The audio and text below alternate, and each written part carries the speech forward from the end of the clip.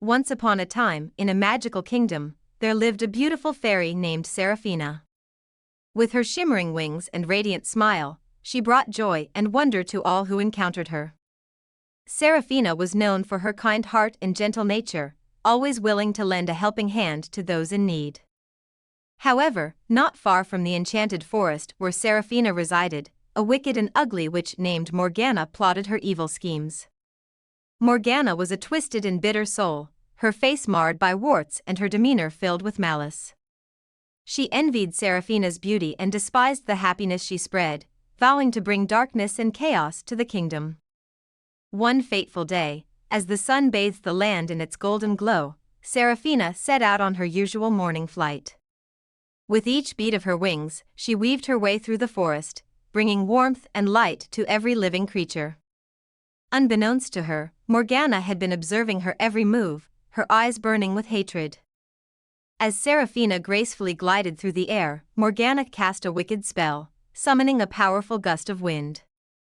The wind howled and twisted, trapping Seraphina within its clutches.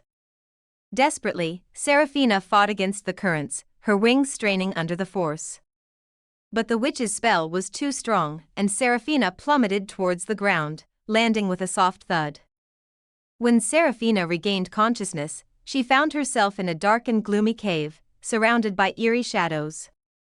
The air reeked of despair, and she realized she had fallen into Morgana's wicked trap. As she looked around, her heart sank.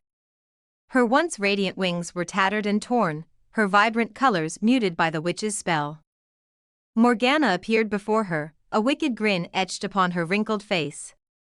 "Enjoying your new accommodations, my dear," she sneered. "You will never be able to spread your precious happiness again. From now on, you shall live in misery." But Seraphina refused to let Morgana's darkness consume her. Despite her broken wings and the dreary surroundings, she clung to hope and resilience. She knew that true beauty resided within, and no amount of physical deformity could change that. Days turned into weeks, and weeks into months. Seraphina endured Morgana's torment, never once losing her grace or her kindness. She cared for the creatures of the cave, nursing injured birds and offering solace to frightened creatures. Her unwavering compassion began to touch even the stoniest hearts. One night, as a torrential storm raged outside the cave, a little lost girl stumbled upon the entrance. Tears streamed down her face, and fear filled her eyes. Sensing her distress, Seraphina reached out, her voice filled with compassion. "Do not be afraid, little one. I am here to help." With gentle hands, Seraphina healed the girl's wounds and offered her a warm embrace.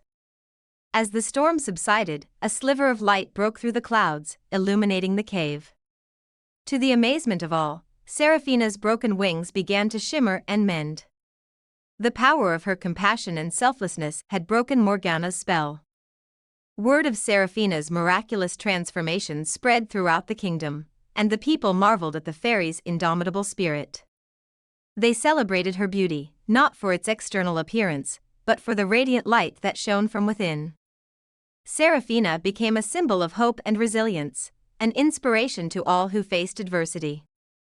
Meanwhile, Morgana, consumed by her own darkness, retreated into the depths of her despair. She realized that true beauty could not be gained through power and cruelty, but through love and kindness. And so, she too began a journey of redemption, seeking to mend her broken soul. From that day forward, the kingdom flourished under Seraphina's watchful gaze. She continued to bring joy and wonder, spreading her light to all corners of the land.